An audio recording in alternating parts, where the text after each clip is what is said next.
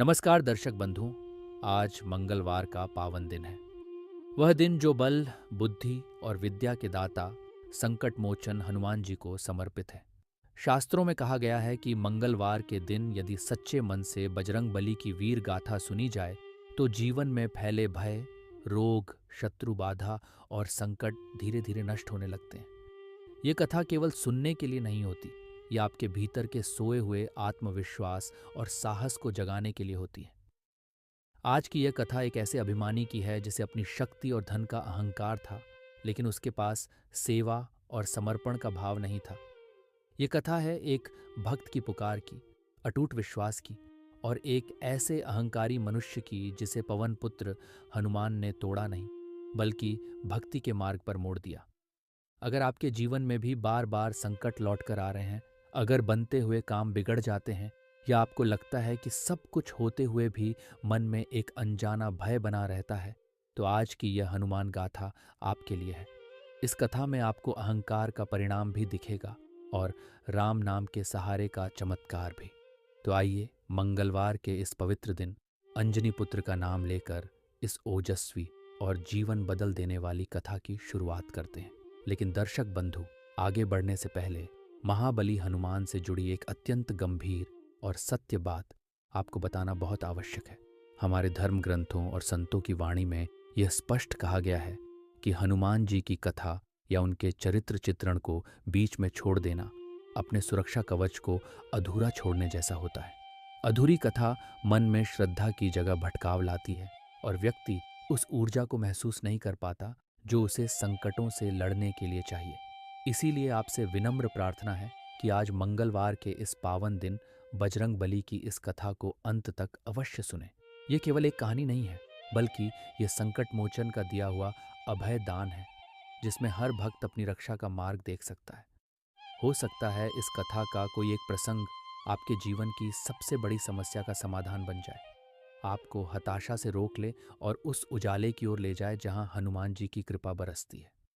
और यदि आप स्वयं को सच्चा सनातनी मानते हैं, यदि आप हनुमान जी को कलयुग का जागृत देव मानते हैं, तो यह भी आपका धर्म बनता है कि रामदूत की इन शिक्षाओं को केवल अपने तक सीमित न रखें, बल्कि उन्हें अधिक से अधिक लोगों तक पहुंचाएं।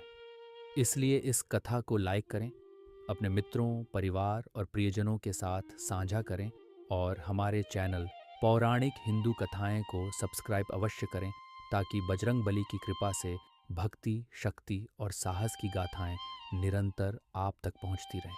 तो आइए पूर्ण श्रद्धा, विश्वास और भक्ति के साथ प्रभु श्री राम के परम भक्त हनुमान जी का स्मरण करते हुए इस पावन और जीवन को बदल देने वाली कथा की शुरुआत करते हैं। जय श्री राम, जय हनुमान। गंगा किनारे बसे सुंदरपुर गांव में दीनानाथ नाम का एक मछुआरा रहता था। उसका जीवन सरल था, लेकिन उसकी भक्ति अटूट थी। वह बजरंग बली का परम भक्त था। चाहे आंधी आए या तूफान, मंगलवार का व्रत उसके जीवन का अनिवार्य नियम था। उस दिन वह न तो जाल फेंकता और न ही अन्न ग्रहण करता, केवल फलाहार और भजन में लीन रहता। इस बार शहर में मेला लगने वाला था। ये कुंभ के बाद उस क्षेत्र का सबसे बड़ा आयोजन था। दीनानाथ ने तय किया कि वह इस बार शहर जाएगा, मछली बेचने नहीं, बल्कि अपनी पत्नी द्वारा बनाई गई बांस की टोकरियां और हस्तशिल्प का शहर में व्यापार करने। उसके साथ उसके दोनों बेटे सूरज और प्रताप भी जाने को तैयार हुए। वे दोनों गांव के अखाड़े के सबसे मजबूत पहलवान थे। मंगलवार की सुबह दीनानाथ ने हनुमान जी की पूजा की और शहर की ओर बढ़ा। शहर का मेला अद्भुत था। मीलों दूर तक दुकानें सजी थीं। वहां दीनानाथ की मुलाकात दादी जानकी से हुई, जो पास ही मिट्टी के खिलौने बेच रही थी। दादी बहुत बूढ़ी थीं, लेकिन उनकी आंखों में चमक थी। दीनानाथ ने सम्मानपूर्वक उनकी दुकान लगवाने में मदद की। थोड़ी दूर पर नटवर, जो एक मदारी था, अपनी डमरू बजाकर लोगों का मनोरंजन कर रहा था। दूसरी तरफ सेठ गिरधारी लाल अपनी बड़ी सी दुकान के बाहर नौकरों पर चिल्ला रहा था। सेठ घमंडी था और उसे लगता था कि पैसे से सब कुछ खरीदा जा सकता है। सुरक्षा की जिम्मेदारी इंस्पेक्टर राघव पर थी, जो अपनी जीप में बैठकर चाय की चुस्कियां ले रहे थे और भीड़ को अनदेखा कर रहे थे। सब कुछ सामान्य लग रहा था। मेले में हंसी ठिठोली और जय श्री राम के उद्घोष बीच बीच में सुनाई दे रहे थे। दोपहर ढलने लगी थी। शहर के बाहरी रास्ते से चिड़ियाघर के लोग एक विशाल पिंजरा लेकर ट्रक से गुजर रहे थे। ट्रक में एक आदमखोर शेर शेरा और 3 खूंखार लकड़बग्घे थे, जिन्हें इलाज के लिए दूसरे शहर ले जाया जा रहा था। टीम का नेतृत्व डॉक्टर माथुर कर रहे थे।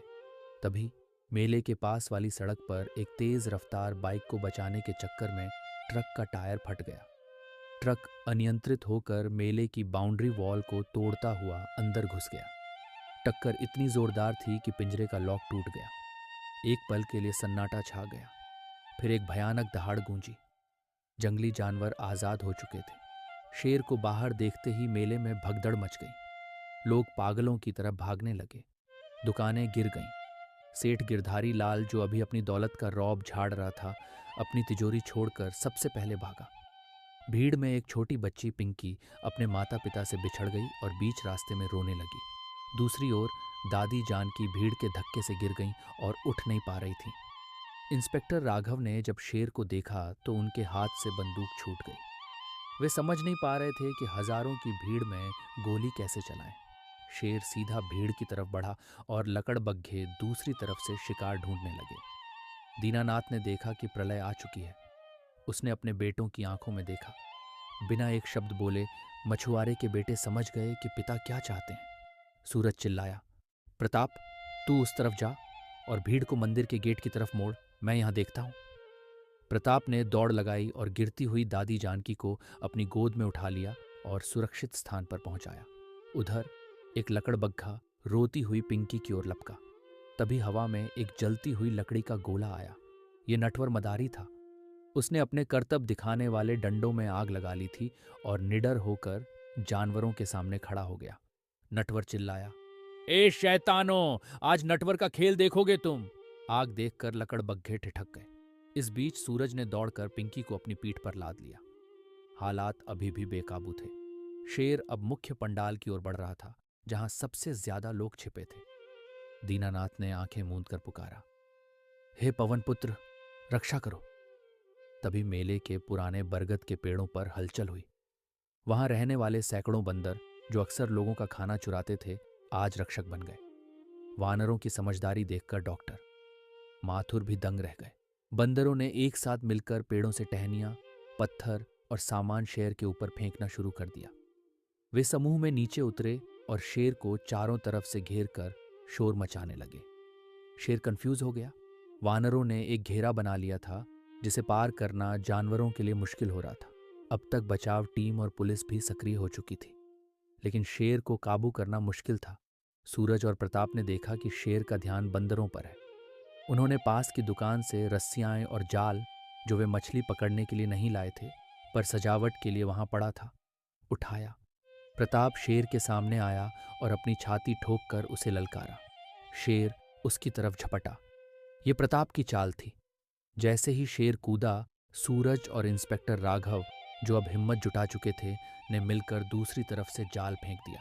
दीनानाथ जोर से चिल्लाया, जय बजरंगबली। उसके बेटों ने पूरी ताकत से जाल को खींचा। बेटों का पराक्रम और नटवर की आग की मशालों ने शेर को एक जगह सीमित कर दिया। मौका देखते ही डॉक्टर माथुर ने अपनी ट्रैंक्विलाइजर गन, बेहोश करने वाली बंदूक से सटीक निशाना लगाया। सुई लगते ही शेर कुछ देर तड़पा और फिर बेहोश होकर गिर पड़ा। बाकी लकड़बग्घों को भी वन विभाग और नटवर की मदद से पिंजरों में बंद कर लिया गया। जानवरों के काबू में आते ही मेले में शांति छा गई। जो लोग डर के मारे छिपे थे, वे बाहर निकल आए। सेठ गिरधारी लाल, जो छिपकर सब देख रहा था, बाहर आया। उसने देखा कि गरीब मछुआरे के बेटे, एक मदारी और बूढ़ी दादी ने मिलकर वो साहस दिखाया जो उसकी दौलत नहीं कर सकी। वह दीनानाथ के पास आया और हाथ जोड़कर बोला, भाई, आज तुमने सिखा दिया कि असली धन साहस और भक्ति है। इंस्पेक्टर राघव ने सूरज और प्रताप की पीठ थपथपाई और कहा, वर्दी मेरी है, पर आज असली सिपाही तुम दोनों हो। पिंकी अपने माता पिता से मिल गई। उसके माता पिता दीनानाथ के पैरों में गिर पड़े। शाम हो चुकी थी। खतरा टल चुका था। दीनानाथ ने कहा, यह सब मेरी नहीं, मेरे प्रभु की लीला है। उन वानरों को देखो। सभी ने देखा कि बंदर अब शांत होकर मंदिर की छत पर बैठे थे। डॉक्टर माथुर ने कहा, मैंने अपने जीवन में जानवरों का ऐसा व्यवहार कभी नहीं देखा। यह चमत्कार ही है। पूरे मेले ने एक साथ दीनानाथ और उसके बेटों के सम्मान में नारे लगाए। हवा में गूंज उठा, जय बजरंग बली के नारे। दीनानाथ ने मंदिर में जाकर अपना व्रत पूरा किया। उस रात पूरे शहर ने एक साथ दिए जलाए। जाति, धर्म और अमीरी गरीबी का भेद मिट चुका था। सबकी जुबान पर एक ही नाम था। भीड़ ने एक स्वर में उद्घोष किया, जय श्री राम, जय श्री राम। अगर आपको हमारी कथाएं पसंद आ रही हैं तो हमारे चैनल पौराणिक हिंदू कथाएं को सब्सक्राइब करना ना भूलें। राधे राधे।